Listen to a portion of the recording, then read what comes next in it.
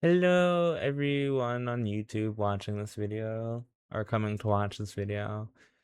I hope you will enjoy this video and enjoy me reacting to more Fire Department Chronicles.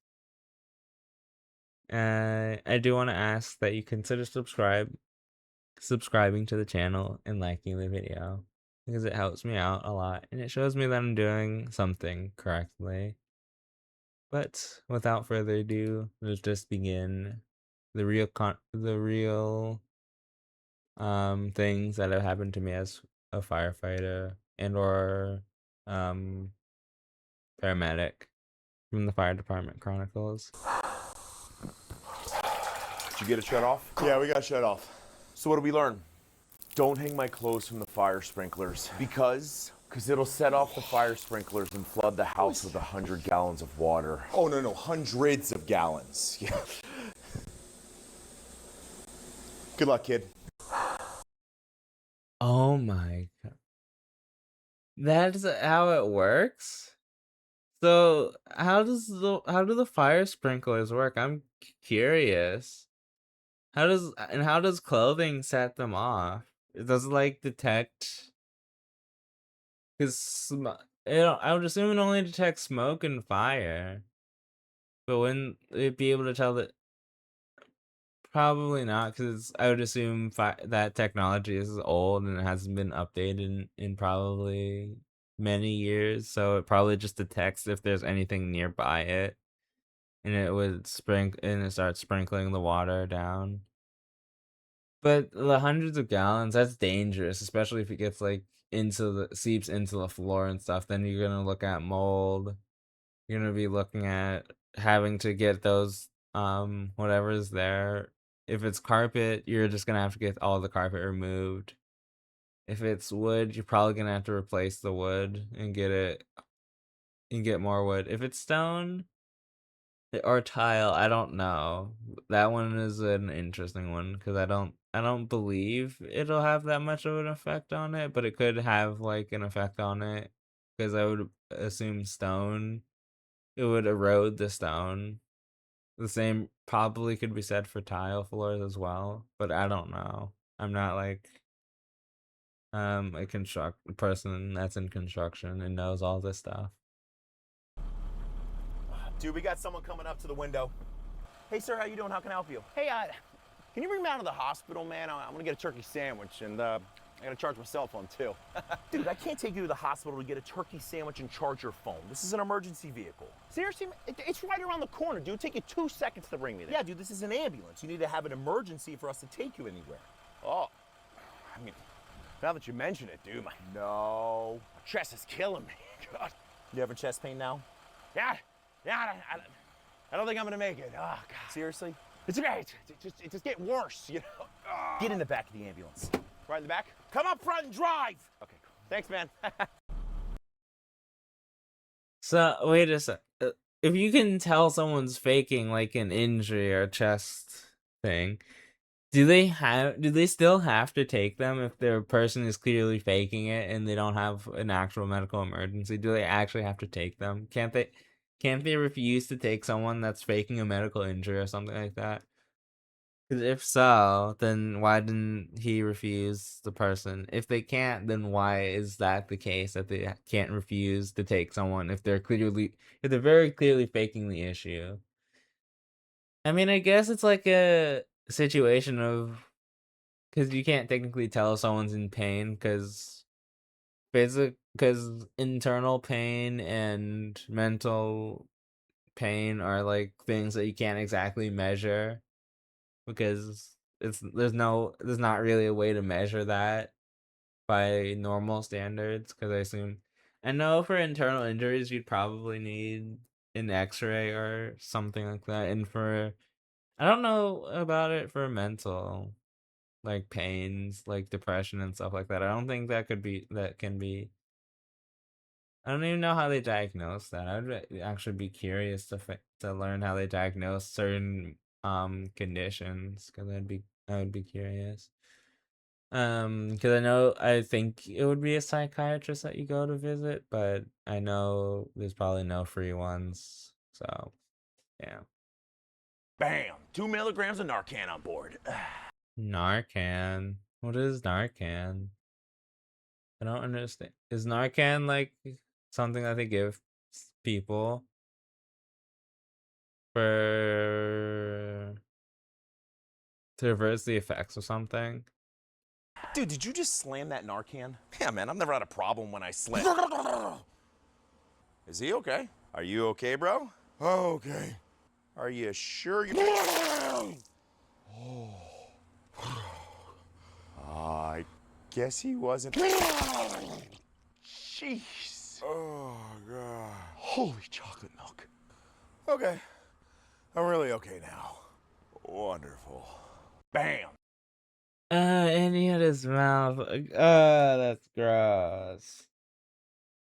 I genuinely don't understand how paramedics and firefighters and police officers don't throw up if that happens to you. If that happens to them. Probably more so paramedics because they more than likely have to deal with that. Paramedics, nurses, and doctors that work in like the ER or hospitals. I don't understand how they could deal with having that happen to them. It's just I don't understand how they don't throw up from that happening to them. Cause it's just like it's gross and stuff like that. Narcan's on board. Nope, another Hey. Narcan. What happened? Everything's okay, all right? You overdosed, but we're here to help, all right? It's impossible, man. I just had a couple beers. Were those opioid-infused beers? No. The Narcan don't lie, my man, all right? So let's get you down to the hospital. Man, can I at least grab my cell phone before we leave? All right, I'm gonna take this down to the truck. Hi. You want a ladder? Yes, please. Why would you? Okay, so Narcan is for overdoses. I assume it reverses the effect of one. Given that they said you overdose, but it doesn't lie if you overdose on certain drugs. I assume it's for certain drugs. But why would you try to climb out the window? I mean, I understand if it's like a ground floor window. It's not that high. You can probably fall from there and not be hurt. But if it's just like from a second story, why? Because if you fall, you're gonna probably twist your ankle, fracture your ankle, or just break your leg, or fracture your leg, or break your ankle or leg. So you guys were trying to see who could throw the chain the farthest, and when you let it go, it got stuck in your finger? Yeah, and I'm pretty sure it's through the bone. Which technically means I won. Really, dude. Through the bone? How do they remove things that are stuck like that deep into the bone? Because I know most wounds, like most things that get stuck in your skin, they don't go past like the flesh layer. But sometimes they do go like through the bone and stuff like that. So I'm just kind of curious. Dude, you're gonna do that right now. Listen, Edward, chains, hands, rules are rules, bro. Edward chains. You know what? I'm gonna pull this chain out right now. Oh, no, you're not. Once it's in your body, it stays in your body. Wait. Like, Backyard Olympics, chain toss, WD-40 wrestling thumb war. it's gonna be in there forever? No, we leave it in there until they can x-ray it down at the hospital and figure out how to remove it safely. I'm sorry. I think you mean MRI, not x-ray. MRI? What's an MRI? I've never heard that term before. I've never heard what an MRI is. An MRI is much faster. Yeah, an MRI would definitely speed up the removal process. What is an MRI and why is it faster than an X-ray? How is it faster than an X-ray? I wonder. Hey, sir. Unfortunately, it appears that the candles that you had lit are what started the fire. Yeah, I mean, things happen, right? You know what? You're 100% right. And honestly, it's pretty obvious that you two have an incredible relationship. What would make you say that? Oh, because, we were actually able to save your tripod and one of your light stands you guys had set up in the room. Funny. Because I just got back from the airport 10 minutes ago. Command, did anyone else just see someone naked run out of the front of that house? I mean, that could be from any. Okay. Hey, sir. That's an insane way to get caught cheating. That's an insane way. And he was recording I'm not gonna say the word, but he was recording a tape. If you know, you know. If you don't, good, keep your innocence because you do not want to find the dark parts of the internet. That's all I'm gonna say. That's all I'm going to say. That is an actual wild way to get outed for cheating. Like by someone like from the medical if you're having like an emergency, be it medical, financial, or otherwise, with and especially if it's involving like 911, police, paramedics, firefighters. That would be interesting. All right, so tell me again what's going on. You know, man, just my knee's flaring up again. You know, got the pins in there and everything. So Yeah, that's weird, man. Pins in your knee. Why would there be pins in your knee?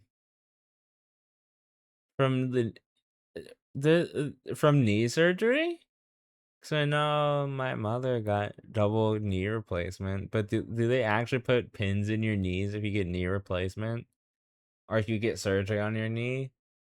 Because I know that if you get surgery on your leg to fix it if it's broken, I know sometimes they'll put metal rods. Depending on how broken it is, they'll put metal rods in your leg to help keep the bone from shifting. If it's broken in a certain way, they'll put metal rods in your legs or in your arms or through your spine. No, I don't think the spine one is the same because I don't think you can break you might be able to break your spine, but I think that's for scoliosis. If you have scoliosis, they'll put a metal rod along the length of your spine to help realign it back to like a normal alignment. But even weirder, it seems like we bring you to the same hospital on the same day, around the same time, every single week. yeah. What? Oh, speaking of walking, the ER told us that every time we drop you off at the hospital, the second we leave, you walk right out the front door and go to your friend's house around the corner. I mean, what? I mean, that's not true, right? Nope. Hey. All right, so What? tell me again what's going on. I am confused. What was he? Is he trying to get like a free ride to the hospital or something? Or like a free ride to his friend's house? I would assume that's the case. Is it really free if you're using the ambulance?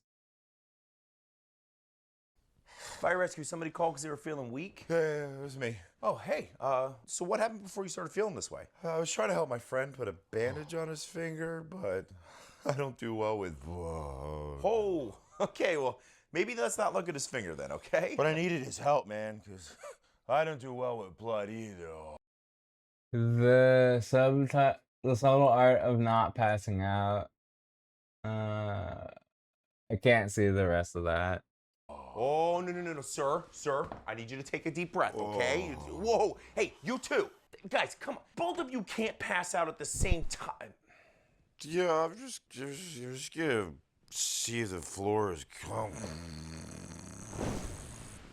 Bed dismount. 2 ambulances it is. Is it like a condition that people can't deal with blood? Or is it just like a fear? Is it like the phobia of blood that makes people pass out from seeing their own blood? Or is it like some sort of mental... I would assume it's like a mental condition that makes it so you don't do well with blood. Like, or your brain or body can't process seeing your own blood, so it causes you to faint. I wonder what if it's a condition, can someone leave what the condition is down below? And if it's just a normal, if it's just like an issue with the brain not being able to process it, then you can just leave that below as well. Careful. Ah! Did you know dropping a frozen turkey into the superheated vat of oil that you so geniusly placed directly inside of your home will only result in you giving thanks that you weren't gobbled up by the gravy-laced flames that destroyed the pile of sticks that you once called your home? Because you know what they say about Thanksgiving. It's all about being smarter than the things that you're cooking. Anyways, gobble gobble, don't be dumb! Okay, I'm gonna be honest. If you just dump the entire turkey into the thing like that, natural selection. I'm just gonna say natural selection. Because what you should do is slowly put it into the thing so it doesn't splash out everywhere. And you shouldn't fill it up. Like, you should probably fill it up a little bit less than halfway. So because the displacement, the from putting it in the liquids are displaced around the turkey, and it'll cause the water to rise or liquid to rise. I don't remember what that's called because I know we learned about it in science class, and I don't remember the name for it. But it's just anytime you put like something in the water, it'll displace water and push it to the sides and make it the water rises basically. So yeah, that's what I would do if that was me in that situation. I think if you just do one hard pull, it should go right. I am tree. This should be the last short. This should be short 10. I've been doing better, trying to do better at keeping track of the shorts. Back in. All right. Oh, whoa, whoa, whoa. What are you guys doing? Oh, I fell and dislocated my shoulder, so we're just gonna pop it back in real fast. Yeah, man, we called you, and then we realized we could just yank this sucker back in the socket. No, guys, come on. It doesn't work like that. You need to go down to the hospital. Sure it does, man. I've seen it in like 10 movies. Dude, Blade. Yeah, Blade. All right, you ready? Yep. 1, 2. Part of me wants to see how this is gonna play out. I am curious about that. Can you actually pop your shoulder back into the socket on your own, or do you need someone to like push it back into the socket depending on the way you dislocate it? I could not imagine the pain that you have, or what would have to happen for you to dislocate your shoulders, or because I believe you can only dislocate your shoulders and maybe legs, but I don't know. Oh god, I couldn't imagine if you could dislocate your legs. I feel like it's only your shoulders that you can dislocate. I've never heard of anything else being dislocated or able to be dislocated. And honestly, I don't think I want to know because I think I'd be terrified if any other thing can be dislocated other than my shoulders. But yeah, that is the end of the video. I hope you guys enjoyed watching it and enjoyed watching me react to some more crazy short medical stories or firefighter stories.